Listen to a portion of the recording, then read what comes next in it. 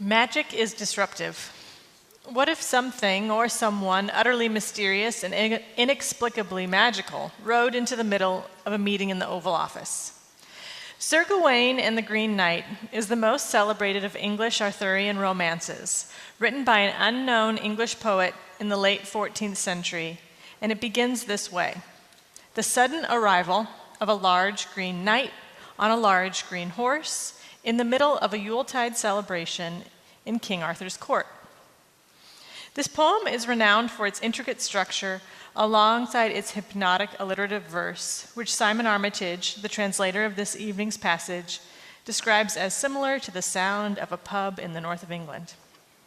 Here to invite us to wonder at this rich Arthurian world is Junior Charlotte Schofield.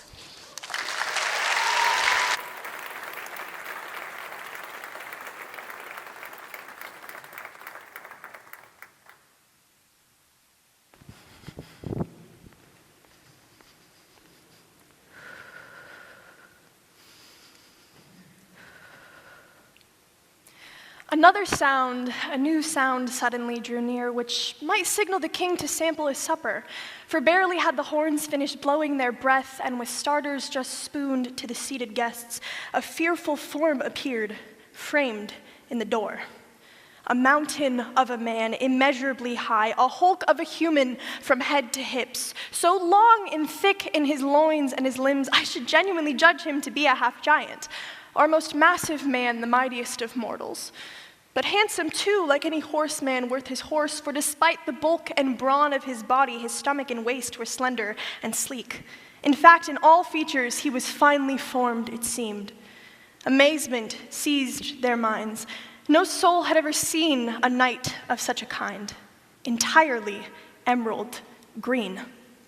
And his gear and garments were green as well, a tight-fitting tunic tailored to his torso and a cloak to cover him, the cloth fully lined with smoothly shorn fur clearly showing, and faced with all-white ermine, as was the hood, worn shot on his shoulders, slipped from his head. On his lower limbs, his leggings were also green, wrapped closely round his calves, and his sparkling spurs were green gold, strapped with stripy silk and were set on his stockings, for the stranger was shoeless. In all vestments, he revealed himself veritably verdant, from the belt hooks and buckle to the baubles and gems arrayed so richly around his costume and adorning the saddle stitched into silk. All the details of his dress are difficult to describe, embroidered as it was with butterflies and birds, green beads emblazoned on a background of gold. All the horse's tack, harness strap, hind strap, the eye of the bit, each alloy and enamel, and the stirrups which he stood in, were similarly tinted, and the same with the cantle and the skirts of the saddle, all glimmering and glinting with the greenest jewels. And the horse, every hair was green from hoof to mane. A steed of pure green stock, each snort and shudder strained the hand-stitched bridle, but his rider had him reined. The fellow in green was in fine fettle. The hair of his head was as green as his horse, fine flowing locks which fanned across his back, plus a bushy green beard growing down to his breast, which hung with the splendid hair of his head and was lopped in a line at elbow length, so half his arms were gowned in green growth, crimped at the collar like a king's cape. The mane of his mount was groomed to match, combed and knotted into curly queues, then tinseled with gold, tied and twisted, green over gold, green over gold.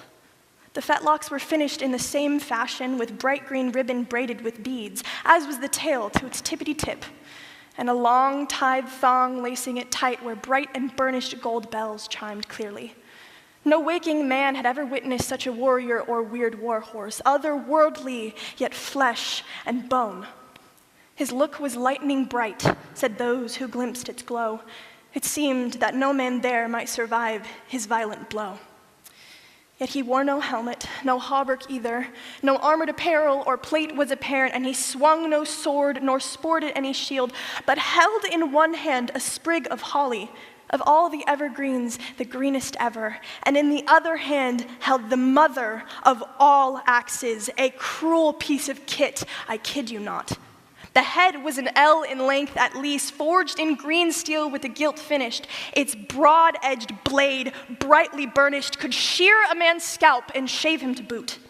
The handle which fitted that fiend's great fist was inlaid with iron end to end, with green pigment picking out impressive designs.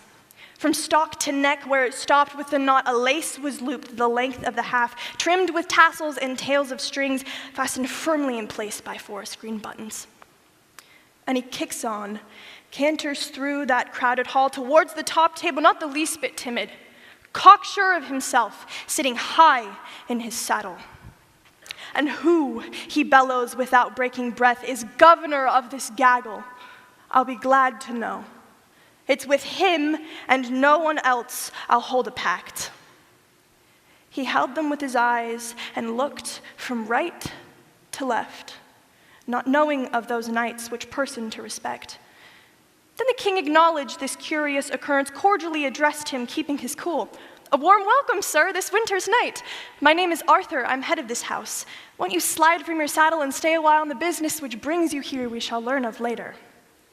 "No," said the knight, "by him in highest heaven, I'm not here to idle in your hall this evening. But because your acclaim is so loudly chorused, and your castle and brotherhood are called the best, the strongest men ever to mount the saddle, the worthiest knights ever known to the world, both in competition and true combat, and since courtesy, so it's said, is championed here, I am intrigued and attracted to your door at this time. Be assured by this holly stem here in my hand, I mean no menace, so expect no malice, for if I'd slogged out here to slay and slaughter, my helmet and hauberk wouldn't be at home, and my sword and my spear would be here at my side, and more weapons of war, as I'm sure you're aware. I'm clothed for peace, not kitted out for conflict. But if you're half as honorable as I've heard folks say, you'll gracefully grant me this game, which I ask for by right." Then Arthur answered, "Knight most courteous, you claim a fair, unarmored fight. We'll see you have the same. I'm spoiling for no scrap, I swear. Besides, the bodies on these benches are just bum-fluff bairns. If I'd ridden to our castle rigged out for a ruck, these lightweight men wouldn't last a minute. But it's Yuletide, a time of youthfulness, yes? So at Christmas in this court, I lay down a challenge. If a person here present within these premises is big or bold or red-blooded enough to strike me one stroke and be struck in return, I shall give him as a gift this gigantic cleaver, and the axe shall be his to handle how he likes. I'll kneel, bare my neck, take the first knock. So who has the gall, the gumption, the guts, who will spring from his seat and snatch this weapon? I offer the axe. Who'll have it as his own? I'll afford one free hit from which I won't flinch and promise that 12 months will pass in peace, then claim the duty I deserve in 1 year and 1 day. Does no one have the nerve to wager in this way?